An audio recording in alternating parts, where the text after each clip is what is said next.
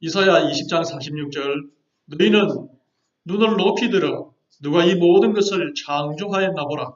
주께서는 수효대로 만상을 이끌어내시고 그들의 모든 이름을 부르시나니 그의 권세가 크고 그의 능력이 강함으로 하나도 빠짐이 없느니라. 아멘.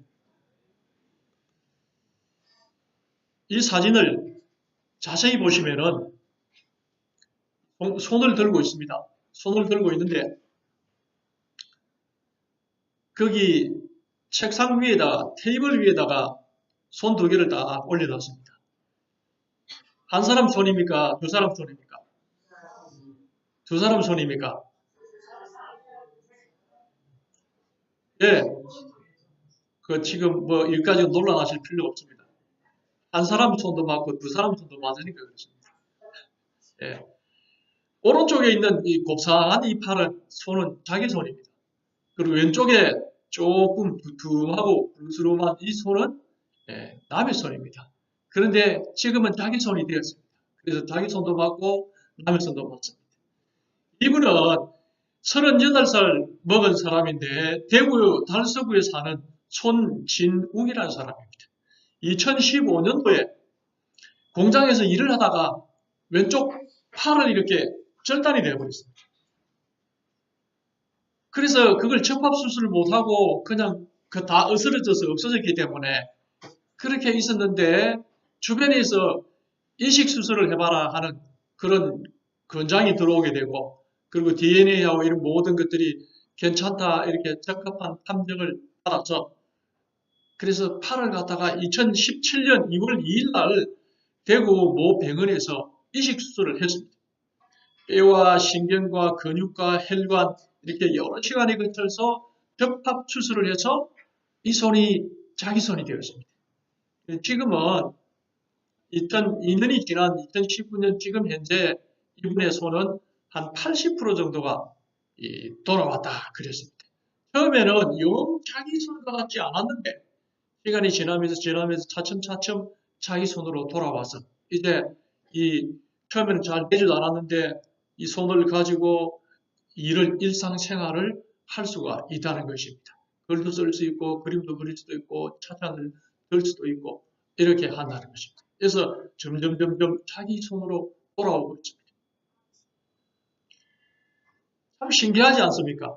그 의사가 고맙기도 하고 팔을 잃어버렸는데 그 팔을 접합수술해서 남의 걸 가지고 자기 팔로 이렇게 쓰게 되었으니 얼마나 고마운 일입니까? 그런데 여러분 이 팔 하나 가지고 참 놀랍고 고맙게 생각하는데 이 온 전신을 주신 하나님께는 왜 감사하지 않고 왜 고마워하지 않는지요. 그래서 오늘 저는 우리 모든 것들을 주신 창조주 하나님 그분께 영광을 돌리기를 원합니다. 계시록 18장 13절에 보면은 갯겨와 향료와 향과 몰약과 유황이요 포도주와 올리브 기름과 밀가루요 밀이요 소와 양과 말과 병거와 노예와 사람의 목숨입니다. 그랬습니다. 여기 보니까 종말에 이 성경절은 요한계시록 18장 13절에 나오는 이 성경절은 종말에 이 온 지구에 재난이 임하게 되고 큰 환란이 일어나서 더 이상은 이제 물건을 팔 수가 없게 되었는데 그 팔 수 없는 물건, 없게 된 물건, 즉 말해서 마지막 시대에 잘 팔렸던 물건이 마지막까지 잘 팔렸던 물건이 무엇인가 하고 봤더니 그게 맨 마지막에 보면은 노예와 사람의 목숨입니다. 그렇게 했는데 다른 번역에 새 번역을 보면은 이렇게 그 원문과 비교할 때 이렇게 번역할 수 있다 이렇게 말해줍니다. 사람과 몸과 영혼입니다. 사람의 몸도 사고 팔고 영혼도 사고 팔게 될 것이다. 그 거래 목록 가운데 있다는 것을 말하고 있습니다. 그래서 여기 보면은 사람의 몸, 이 장기 이것도 언제든지 사고 팔고 하는 시대가 올 것이다. 그렇게 말하고 있습니다. 그래서 마지막 시대에 사람의 장기를 사고 파는 이 일이 있게 될 것이고 그걸 취급하는 사람들이 많은 돈을 벌 것이라고 이렇게 말씀해주고 있는 것입니다. 성경 말씀의 일부인 것입니다. 이런 것들을 바라보면서 이제 참 인생이 성경이 말하고 있는 것이, 그리고 성경이 정리하고 있는 것들이 가장 적절하다 하는 말씀을 드릴 수가 있는 것입니다. 석가모니는 생로병사를 해결하기 위해서 그 원인을 찾고 해답을 찾기 위해서 설산에 들어갔는데 그게 완벽한 답이 되질 않는 것입니다. 성경만이 완벽한 대답을 하고 있습니다.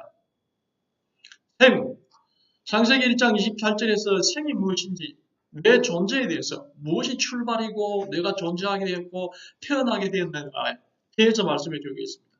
하나님이 그들에게 복을 주시며 하나님이 그들에게 이르되 생육하고 번성하여 땅에 충만하라. 생육. 그래서 사람을 태어나게 하고 기르고 이 일을 계속하라. 그렇게 했습니다. 그래서 성경이 이것을 생육을 말하고 있습니다. 세상 어디에도 이렇게 명확하게 아이를 낳고 기르고 그래서 자손을 번성하게 해가라. 이렇게 명확하게 명령을 아주 내리고 있는 것들은 없습니다. 창조주 하나님만이 그렇게 할 수 있는데 왜? 창조주 하나님께서 이걸 가능하게 했기 때문에 그러한 것입니다. 그래서 생로병사 중에서 생을 찾으려고 하면은 성경에 하나님께로 돌아올 때에 그 이유를 찾을 수가 있는 것입니다. 이사야 42장 5절에 보면은 하늘을 창조하여 펴시고 땅과 그 소산을 내시며 땅 위의 모든 백성에게 호흡을 주시며 그렇게 말하면서 오늘 우리가 숨 쉬고 있고 호흡하고 있고 살 수 있는 기운, 생명의 기운, 그 호흡, 산소와 이산화탄소와 질소 이런 이 대기 중에 있는 이 모든 것들을 주신 분이 하나님이시다. 그렇게 말하고 있습니다. 그런데 이 하나님께서는 우리가 우리가 호흡하고 있는 이 대기권 가운데 있는 공기 속에 포함되어 있는 산소와 이산화탄소와 질소 이런 모든 그 성분들을 몰랐습니다. 근데 이미 하나님께서는 다 이런 과학적으로 이런 것들이 있고 없고를 모르던 시절에도 이미 하나님께서 그걸 주셨어. 우리가 호흡하고 살고 있다 하는 사실을 말하고 있습니다. 그래서 우리에게 생을 주시고 그 다음에 오늘도 살아갈 수 있게 하시는 분은 다름 아닌 창조주 하나님께서 주신 그 창조물로 인해서 가능하다 하는 것을 말씀해 주고 계십니다. 시편 139편 13절에서 주께서 내 내장을 지으시며 나의 모태에서 나를 만드셨나이다. 내 모태에서부터 나를 지으시고 만드신 분이 우리 하나님이시라는 사실을 말씀을 해주고 계십니다. 내 내장을 꺼내서 보면 정교하기 짝이 없는 것입니다. 호흡기, 그 다음에 혈액, 순환기, 근육, 골격, 소화기 이런 모든 것들을 바라보게 될 때에 이거는 전능하신 능력이 아니고는 만들어낼 수 없는 것입니다. 우리 만들어낼 수 없는 것입니다. 이 피부도 마찬가지인 것입니다.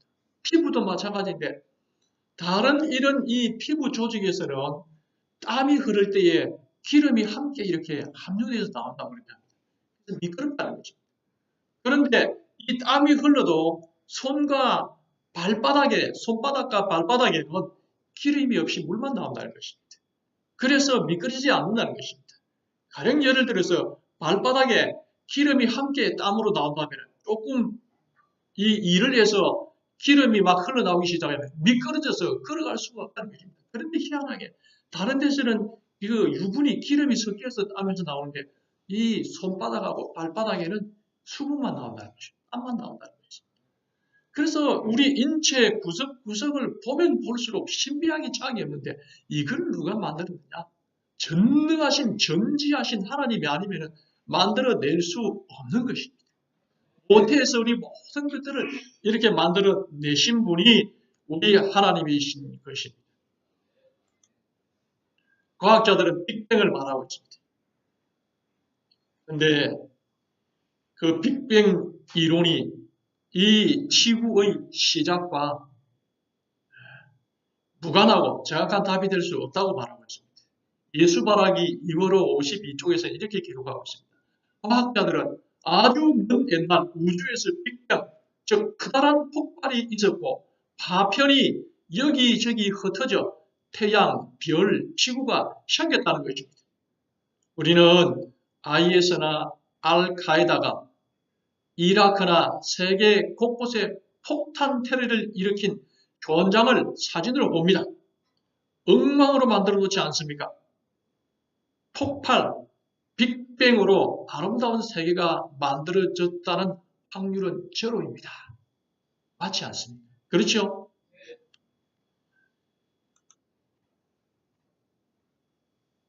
여론조사를 했습니다. 2004년 12월 달 미국 유명한 그 잡지 뉴스위크에서 여론조사에서 미국 사람들의 79%가 예수는 동정역에서 태어났다고 믿고 있으며 62%는 공립학교에서 진화론도 외에 창조론도 가르쳐야 한다고 응답했다. 사람들은 창조주 하나님을 믿는다는 것입니다. 우리 과학기술이 발달해도 과학기술로만 오늘 이 세상과 인간의 존재를 풀 수 없다는 것입니다. 그래서 바로 하나님께서 세상을 지으셨고 오늘 내가 존재하는 것, 태어난 것, 존재하는 것, 살아가는 것 다 하나님께 있고 하나님께로부터 왔다는 사실인 것입니다. 그래서 이 생로병사 중에서 생은 하나님께서 주신 것입니다. 그 하나님께서 주셨다는 사실을 감사하면서 살게 되시길 바라겠습니다.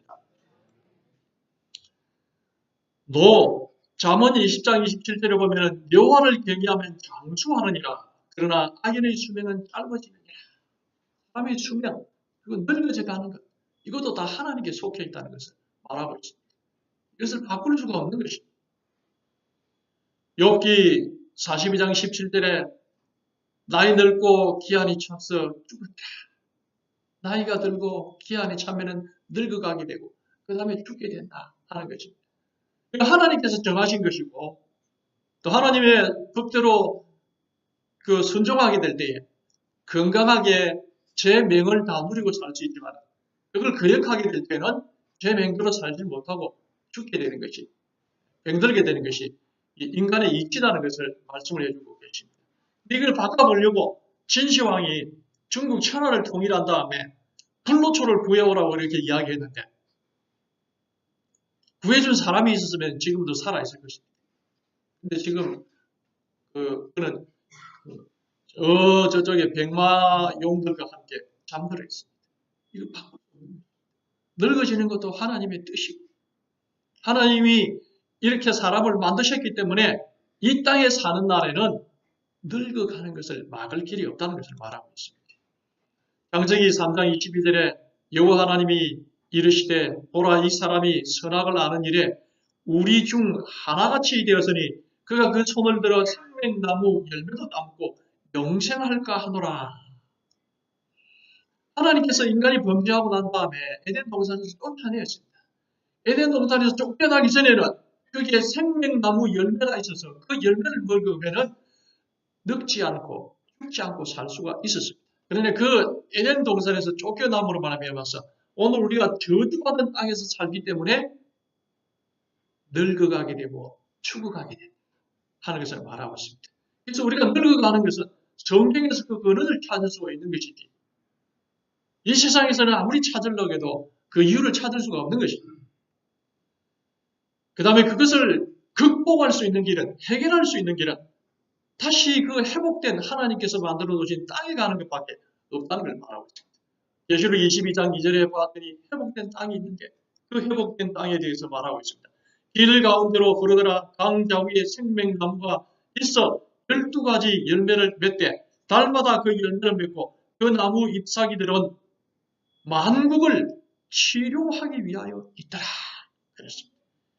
계속해서 우리 몸을 치료하고 소생시키고 개정판에는 치료라 되어 있는데 계획판에는 소생하기 위해서 계속해서 소생하기 그렇게 있더라 하는 것을 말하고 있습니다. 그래서 이런 모든 것들은 하나님께 속한 것이다 하는 것을 말하고 있습니다. 글자가 좀 적지만은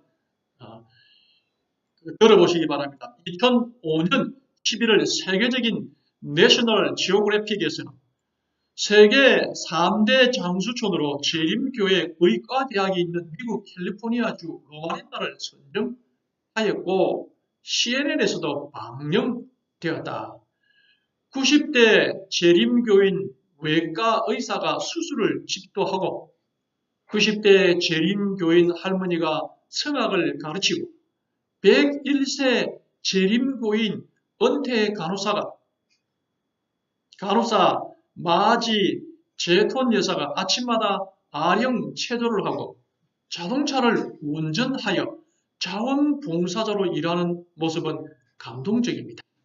이 글을 읽으시는 모든 분들이 좋은 건강 습관을 기르며 예수님 잘 믿고 하나님 은총 속에서 건강하고 행복하고 보람되게 장수하시기를 바랍니다. 세계 3대 장수촌 중에 하나가 캘리포니아주 로마린다에 있는 재림교인들이 사는 그 지역이다. 이렇게 이야기하고 있습니다. 참 얼마나 보기 좋습니까? 90을 넘은 의사 선생님이 수술을 계속해서 성공적으로 하고 있고 90대 할머니가 성악을 가르치고 간호조무사가 체조를 하고 90이 넘어도 자원봉사를 하고 운전을 이렇게 해나가는 그런 모습들. 정말 좋은 모습이지 않습니까? 이게 바로 장수촌에 사는 사람들이 자기 몸 관리를 주님의 법대로 이렇게 하게 되었더니 세계 3대 장수촌, 또 골골백사가 아니고 건강한 장수촌, 이걸 이루어 나가고 있는 것입니다. 이것들이 바로 생로병사 속에서 늙어가는 것, 아름답게 늙어가는 그런 모습을 보여주고 있는 것입니다.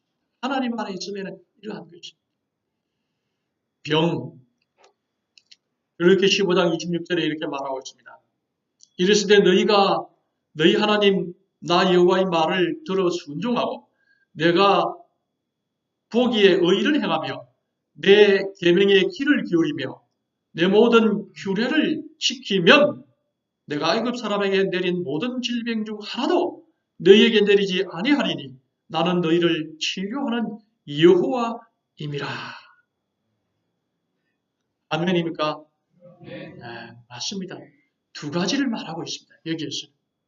첫째로 하나님께서 주신 이 성경 말씀의 규례대로 순종하는 삶을 살면은 병이 나지 않겠다. 특별히 비교한 것이 애굽 사람에게 내린 질병이 없게 될 것이다. 그렇게 말하고 있습니다. 애굽 사람이 어떤 생활을 했습니까? 광야 여행을 하면서 이스라엘 백성들이 애굽에서 먹던 그 고기 가마와 마늘과 부추가 그리웠다. 이렇게 이야기를 했거든요. 정말 그래서 애굽 사람들은 육식 그 중심의 그 식사 생활을 했던 것입니다. 그래서 애굽 사람들에게는 질병이 많았습니다. 근데 우리가 하나님께서 주신 건강 법칙을 순종하고 성경 말씀을 순종하게 되면 우리에게 질병이 접근하지 못할 것이다. 이렇게 말하고 있습니다. 그 다음에 두 번째로는 치료하는 여호와이다. 그래서 우리의 병을 치료해 주시는 여호와 하나님이신 것입니다. 우리의 생활들을 바꾸고 하나님의 뜻을 따라 순종하는 생활을 할 때 하나님께서 우리의 몸을 건강하게 해 주실 것이다. 그렇게 말하고 있습니다. 그래서 그 병이라는 것은 하나님께서 주신 그 조건의 생활 습관을 살지 않고 세상의 그 방법을 따르게 될 때에 병이 임하게 된다 하는 것을 말하고 있습니다.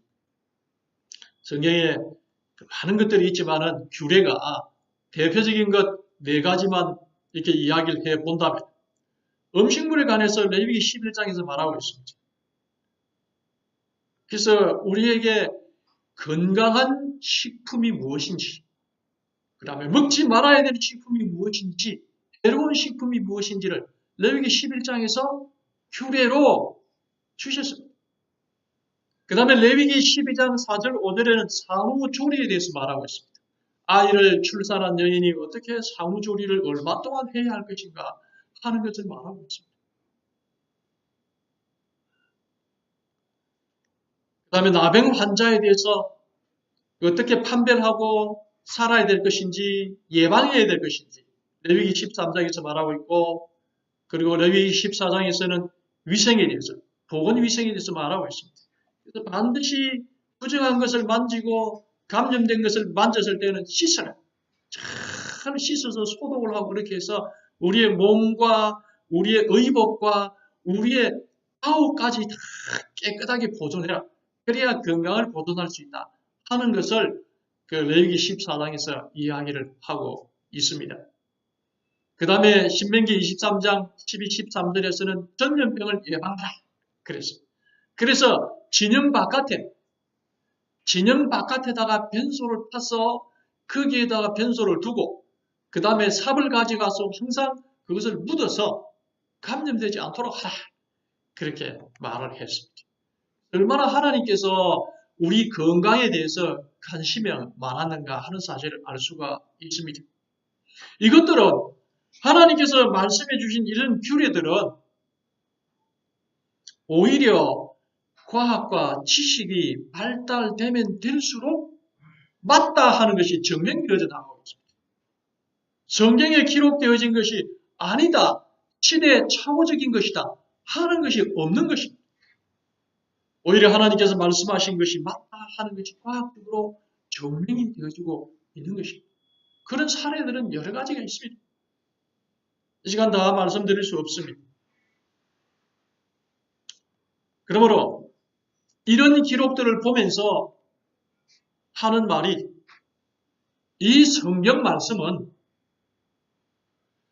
인간의 지혜를 뛰어넘는 자의 글이다. 그렇게 기록하고 있습니다. 한동대학교 김명현 교수가 이야기했습니다. 도무지 인간의 글이 아니라는 것입니다. 이건 6,000년이, 4,000년이 지나도 도무지 오류가 없고 더 과학과 지식이 발달하면 할수록 맞다 하는 것이 증명되어지는 것이 성경 말씀이기 때문에 이것은 인간의 지혜와 인간의 역사를 뛰어넘는 그런 지혜자가 쓰지 않으면 나올 수 없는 그 글이 성경 말씀이라는 것입니다.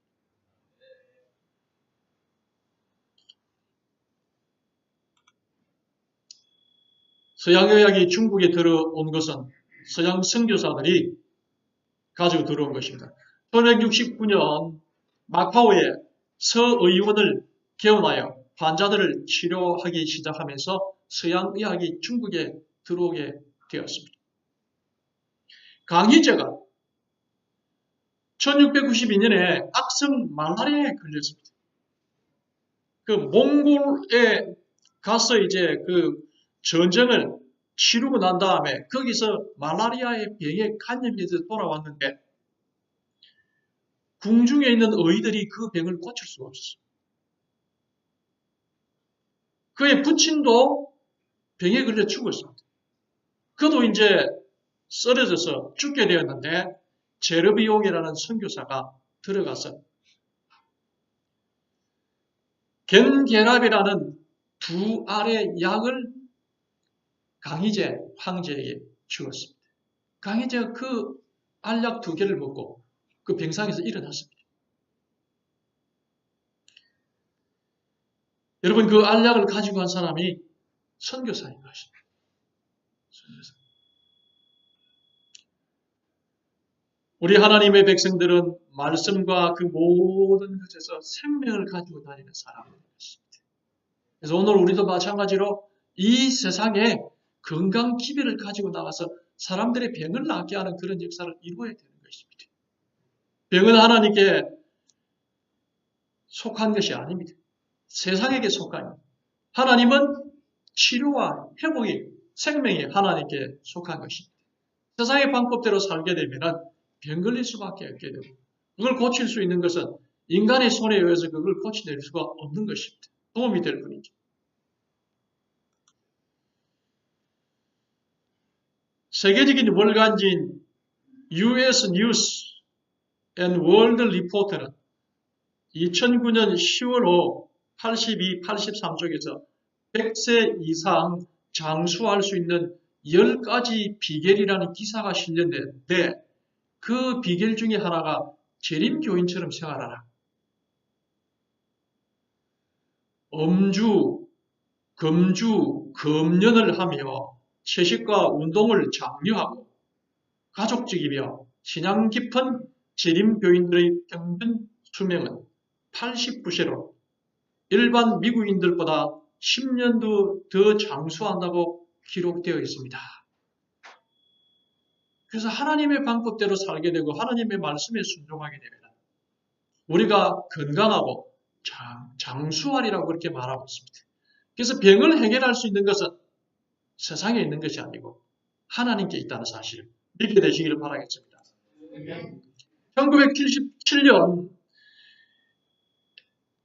엔사이클로피디아 브리테니카에서는 대형백과사전인데 세계 3대 장수촌에 대한 특집 기사와 함께 세계 3대 장수촌을 찾아 먼 나라까지 갈 필요 없다.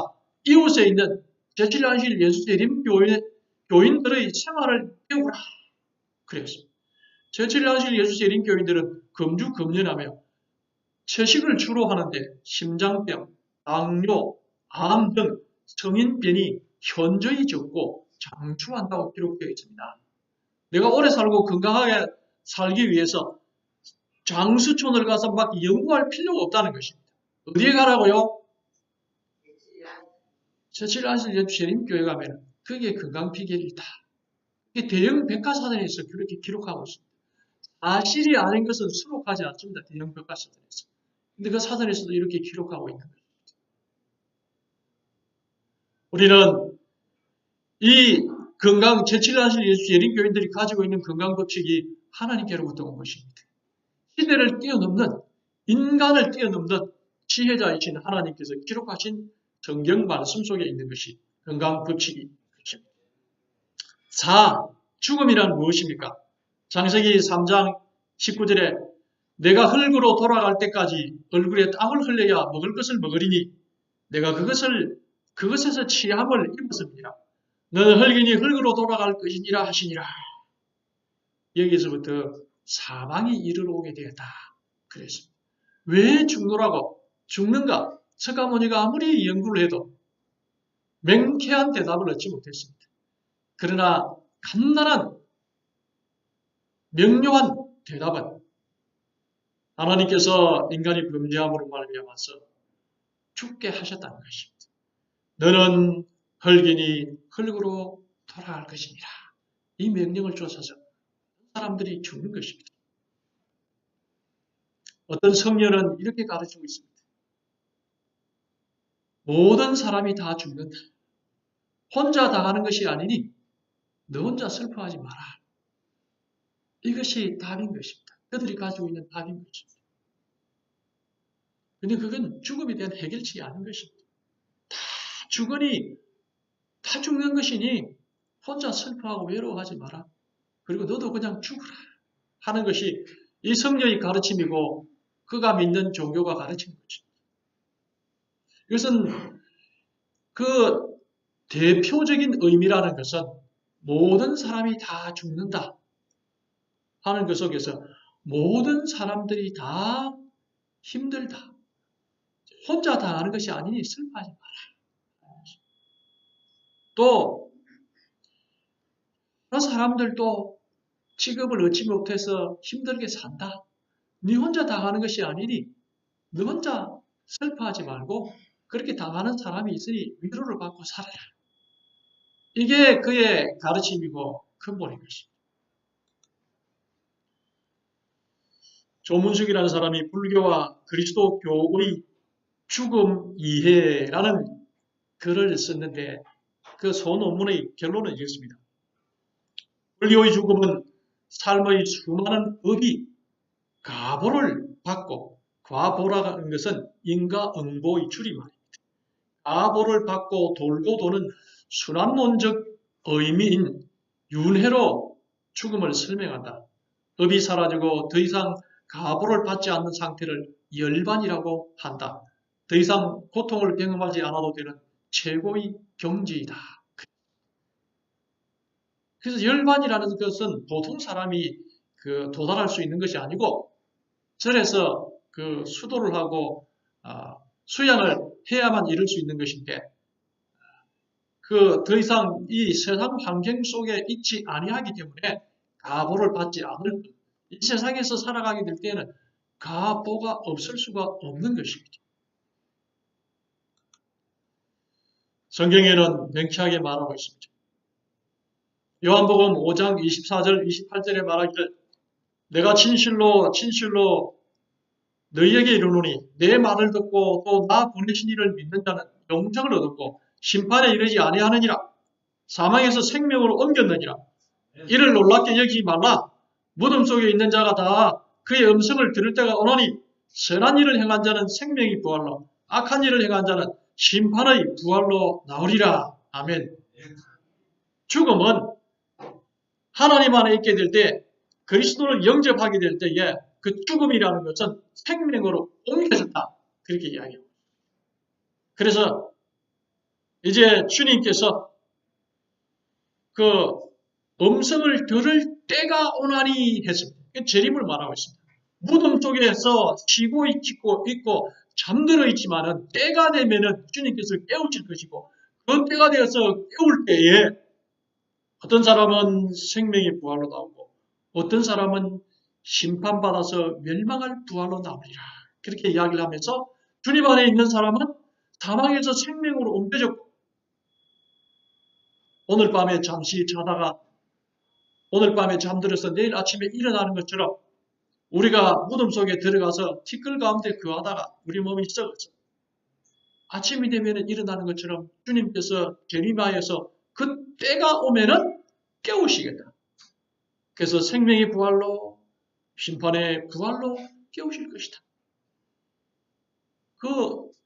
살아있는 사람이 느끼는 것은 우리 어머님, 아버님이 돌아가신 지 수십 년이 지났는데 수십 년이 지났다 이렇게 생각되어지는데 우리 돌아가신 우리 어머님, 우리 아버님이 느끼는 죽음이라는 것은 어젯밤에 잠들었다가 아침에 일어난 것하고 똑같다는 것입니다. 그래서 사망이라는 것은 그리스도가 없는 사람에게는 사망이지만 그리스도인에게는 사망이 아니고 생명이다. 옮겨졌다. 바뀌어졌다. 그렇게 말하고 있습니다. 여러분이 끝까지 사망이 아니라 생명으로 바뀌어진 사람으로 살게 되시길 바라겠습니다. 사망은 그렇다는 것을 말하고 있습니다.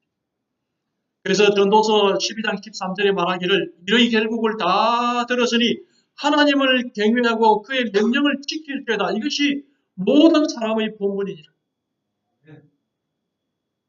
생로병사를 다 지켜보면서 우리 인간이 할 수 있는 것은 하나님을 경외하고 그의 명령을 지키는 것이다.